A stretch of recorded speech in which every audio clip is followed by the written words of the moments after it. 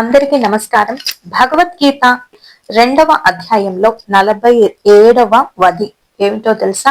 ఆ శ్లోకము కర్మణ్యే వాదికారస్తే మా ఫలేషు కదాచనే మా కర్మ ఫలహేతుర్భూతాత్మే సంగోస్వ కర్మని. దీని అర్థం ఏంటో తెలుసా?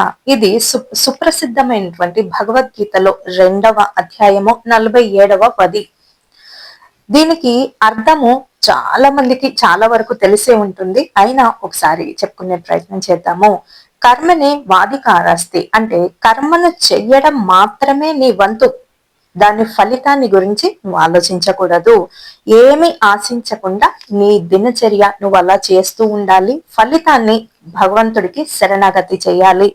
అదే మరి కర్మణ్యే వాదికారస్తే మా ఫలేషు కదాచనే మా కర్మ ఫలహేతుర్భూతాత్మే సంగోస్వ కర్మని. సంగోత్స్వ కర్మని భగవద్గీతలోని అర్థం అన్నమాట ఇది. ప్రతిఫలం ఏమీ ఆశించకూడదు, కానీ నీ కర్మ ఎక్కడ ఆపకూడదు. కర్మ అంటే ఏంటి? చర్య. నీ పని నువ్వు చేస్తూ ఉండు. కర్మని మాత్రం, ఫలితాన్ని మాత్రం నువ్వు ఆశించకూడదు.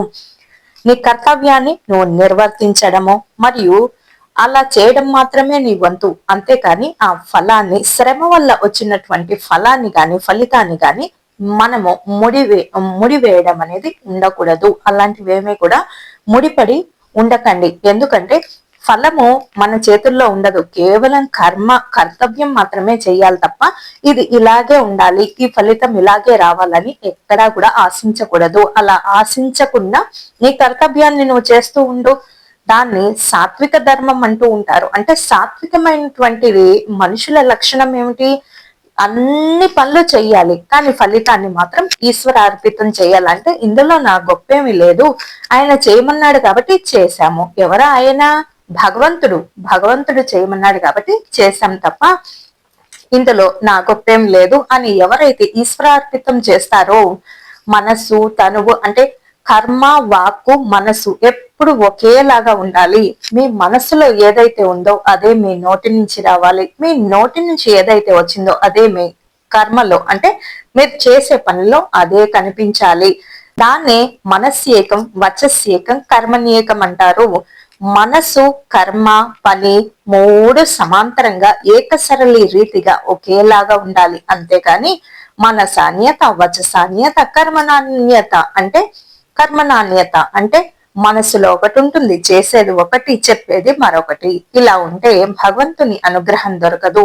ఏ పనైనా సరే మరి చాలా నిష్పక్షపాతంగా చేస్తూ ఉంటేనే ఆ ఫలితం అనేది, మీరు వదిలేయండి, మీరు ఆశించకండి ఫలితాన్ని. దాన్నే ఆశించకుండా ఉండేదాన్ని మరి కర్మణ్యేషు వాదికారస్తే అని అంటూ ఉంటారు. ఇది భగవద్గీత 2వ శ్లోకం అనమాట. కర్మ పట్ల మమకారం ఎప్పుడు కూడా పెట్టుకోకూడదు. కేవలం కర్మ చేస్తూ ఉండటమే మన వంతు. అంటే కర్మ చేయకుండా ఉండకూడదు. మళ్ళీ ఫలం నాకు రావట్లేదు కదా, నేనెందుకు కర్మ చేయాలని అనుకోకూడదు. అలా కర్మ చేయకపోవడం కూడా పెద్ద కర్మే. కాబట్టి ఏదో ఒక కర్తవ్యం నిర్వర్తిస్తూ ఉండాలి. కర్మ చేయడానికి మాత్రమే నీకు అధికారం ఉంది, కానీ నీ ఫలాల మీద మాత్రం కాదు. నీ ఫలితం గురించి నువ్వు ఆలోచించొద్దు. కర్మ ఫలాన్ని నువ్వు కారణం కాకూడదు. ఫలితానికి నువ్వు కాదు కారణము. భగవంతుడే తీర్పు ఇస్తాడు ఏ కథను ఎలా మలుపు తిప్పాలో. కర్మ చేయకుండా ఉండటము నీకు ఆసక్తి ఉండకూడదు. అంటే ఏం చేస్తాంలే, మనకు ఎప్పుడు ఉండేదే కదా, ఇలా అనుకోకూడదు ఎప్పుడు కూడా. ఇది భగవద్గీతలో 2వ అధ్యాయము 47వ శ్లోకం నుంచి తీసుకోబడినటువంటి ఈ శ్లోకం. ఇదంతా కూడా అంటే నిష్కల్మష అంటే నిష్కామ కర్మ అన్నమాట. అంటే ఫలితం ఆశించకుండా నువ్వు అలా పని చేస్తూనే ఉండు, అప్పుడు భగవంతుడు సంతోషిస్తూ ఉంటాడు. కర్మణ్యే వాదికారాస్తే మా ఫలేషు కదాచనే మా కర్మ ఫలహేతుర్భూర్మాతే సంగోత్వ కర్మని. ఇది భగవద్గీతలో ఉన్నటువంటి అర్థం అన్నమాట. శ్రమ, ఫలాలు మనతోటి ముడిపడకూడదు. భగవంతుని ఫలితంతో ముడిపడి ఉంటే దాన్ని చాలా బాగుంటుంది. కర్మ అంటే ఏంటి? చర్య, కర్తవ్యం. మన కర్తవ్యం మనం చేస్తూ ఉండాలి. ఆ తర్వాత మర్చిపోవాలి ఫలితం గురించి. నాకెందుకు ఫలితము అని చెప్పి మర్చిపోవాలి. అప్పుడే హాయిగా ప్రశాంతంగా ఉండగలుగుతాం. చర్యలు మాత్రమే చెయ్యండి, ఫలితం గురించి మీరు పెద్దగా ఆసక్తి చూపించకండి. పరిణామము ఏది ఎలా ఉన్నా సరే మీరు మాత్రం సమాంతరంగా ఉండండి. ఫలితం గురించి అస్సలు మరి వేచి చూడకండి. ముందు వేచి చూడటమే పెద్ద తప్పు. వదిలేయాలి. ఒక పని చేశాం కదా, ఇంకో వదిలేసేయాలి. అంతేకాని అంటే అది ఏమవుతుంది, ఆ ఫలితం వచ్చే వరకు నేను తిండి నిద్ర ఆహారాలు నేను ఇదే పని మీద ఉంటాను అలా అనుకోకూడదు. మళ్ళీ కొంతమంది ఇలా అంటూ ఉంటారు, నా కర్మ నా కర్మ అని. అలా అనుకోకూడదు. నా కర్మ ఏమిటి, అందరికి కర్మ ఉంది కాబట్టి ఈ భూలోకంలో మనుషులుగా పుట్టాము కాబట్టి ప్రతి మనిషికి కర్మ ఉంటుంది. దాన్ని పదే పదే నా కర్మ నా కర్మ అని అలా వ్యక్తీకరించకూడదు. వ్యంగ్యాస్త్రంగా కూడా ఉపయోగించడానికి లేదు. అది కూడా పెద్ద కర్మ సుమా అండి. కర్మ కర్మ అని పదే పదే అనకూడదు. మా కర్మ ఫలహేతుర్భూతాత్మే సంజ్ఞో యస్వ కర్మని అంటే మీ హక్కు కేవలము చర్యల కోసం మాత్రమే మిమ్మల్ని భగవంతుడు పంపించాడు తప్ప ఫలితాల కోసం మిమ్మల్ని పంపించలేదు ఈ లోకానికి. కాబట్టి దేనికి పెద్దగా స్పందించకండి. మీరు చేసేదేదో చెయ్యండి, వదిలేసేయండి ఇంకా. కాబట్టి దేనికి పెద్దగా మొగ్గు చూపించొద్దు. అలాగని మళ్ళీ ఏమి చేయకుండానూ ఉండొద్దు. కాబట్టి ఈ నిష్పక్షపాతమైనటువంటి చర్యను అందరూ కూడా అవలంబించుకుంటే అసలు ఓటమిలోనూ అంటే గెలుపులోనూ రెండిట్లోనూ ఒకేలా ఉంటారు. కారణం ఏంటో తెలుసా, వారికి పెద్దగా ఆసక్తి లేదు దేని మీద అని అర్థము. కర్మణ్యే వాదికారస్తే మా ఫలేషు అంటే నీ కర్మను మాత్రమే చెయ్యి, ఫలాపేక్ష లేకుండా అలా చేస్తూ ఉండేసే, ఇంకా వదిలేసే అనమాట భగవంతుడికి. అప్పుడు శ్రీకృష్ణుడు కర్మ ధర్మ మరియు ఫలాపేక్షపై గొప్ప సందేశాన్ని అందిస్తూ ఉంటారు.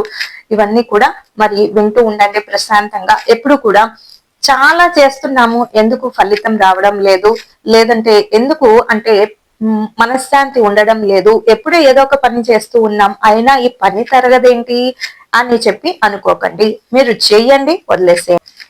మరొకసారి కర్మణ్యే వాదికారాస్తే మా ఫలేషు కదాచనై మా ఫలేషు కదాచన మా కర్మ ఫల హేతుర్భూర్ మాతే సంగోత్స్వ అకర్మని అంటే కర్మను చేయి, ఫలితం ఆశించకు. ఫలితం నాకు మరి ఆశించడం లేదని మళ్ళీ కర్మం చేయడం మానేవేయకూడదు. అదే పెద్ద కర్మ అవుతుంది. కాబట్టి ఈ తత్వాన్ని అర్థం చేసుకోండి జాగ్రత్తగా. మా ఫలేషు కదాచన అంటే ఏంటి, ఫలాల విషయంలో ఆశించకుండా ఎప్పుడు కూడా అధికారం లేదు, ఎవ్వరికి అధికారం లేదు, ఇది ఇలాగే ఉండాలని అని అంచనా వేయటానికి ఎవరికి మాత్రం అధికారం ఉంది, ఎవరికి లేదు. అలా ఎవరైనా అధికారాన్ని బలవంతంగా లాక్కోవాలనుకుంటే అది కూడా పెద్ద కర్మ అవుతుంది. అంటే పెద్ద తప్పు అది. ఫలితం మనం ఆశించకూడదు.